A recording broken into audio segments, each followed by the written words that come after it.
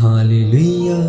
स्वागत है आप सबका मेरी भविष्यवाणियों की पुस्तक में। तो आइए हम आज के पवित्र वचन को पढ़ेंगे जो कि परमेश्वर के दास प्रेरित अंकुर यूसुफ नरूला जी के द्वारा लिखा गया है।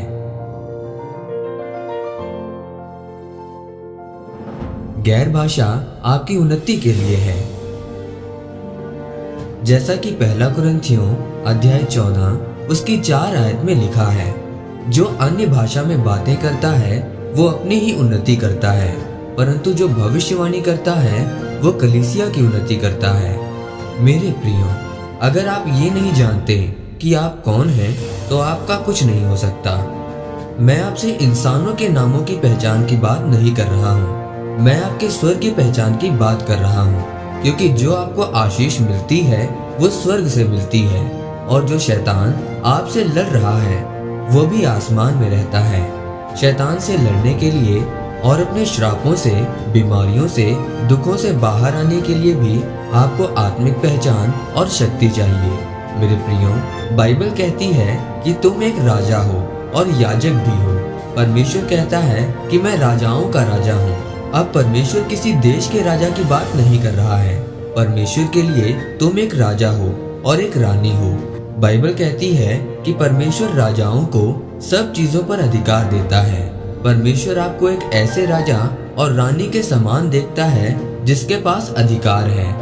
बाइबल के मुताबिक आप एक राजा और एक याजक हैं।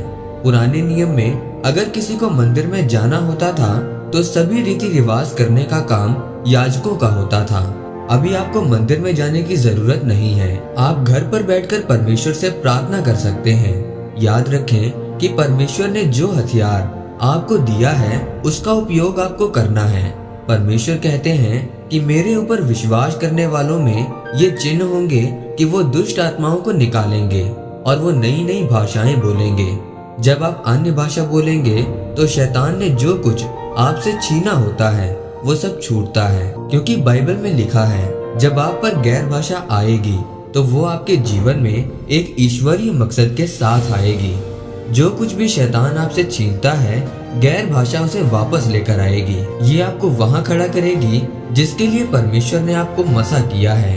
याद रखें, बाइबल कहती है कि जब गैर भाषा आप पर आती है तो आप परमेश्वर के द्वारा मसा किए जाते हैं, क्योंकि परमेश्वर का वचन कहता है कि गैर भाषा जब तुम पर उतरेगी तब तुम्हारी आत्मिक उन्नति होगी और तुम मसा में बढ़ोगे। मेरे प्रियो, याद रखें, आप परमेश्वर के कामों को तभी कर सकते हैं जब आपके जीवन में परमेश्वर का मसा होगा। एक राजा, एक विश्वासी में और एक दुखी अन्य जाति में कोई फर्क नहीं है।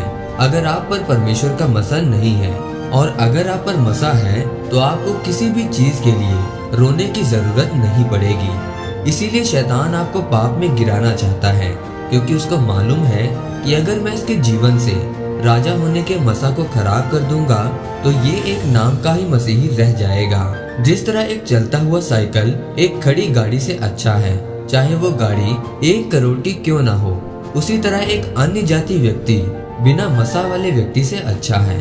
इसीलिए मेरे प्रियो, आप एक मसा किए हुए राजा हो और याजक हो, क्योंकि परमेश्वर आपको एक आम इंसान की तरह नहीं, राजकुमार और राजकुमारी के जैसे देखता है। इसीलिए रोज परमेश्वर से प्रार्थना में गैर भाषा मांगे और गैर भाषा में प्रार्थना करें, ताकि शैतान आपके जीवन में काम ना करने पाए, क्योंकि आपको परमेश्वर ने राजा और याजक होने के लिए चुना है और वो आपको ऊंचा करने की योजना रखता है। आमीन। आइए इस प्रार्थना को आप मेरे साथ एक मन होकर करें। सर्वशक्तिमान परमेश्वर, मैं इस वचन के लिए आपका धन्यवाद करता हूँ। मैं आपसे प्रार्थना करता हूँ कि परमेश्वर मुझे गैर भाषा का वरदान दें, मुझे अपनी पवित्र आत्मा से भरें, ताकि मैं गैर भाषा के द्वारा अपने जीवन में उन्नति करने पाऊँ, प्रभु यीशु मसीह के नाम में। आमीन। परमेश्वर आप सबको आज के वचन के ऊपर मनन करने के द्वारा आशीषित करे। आमीन।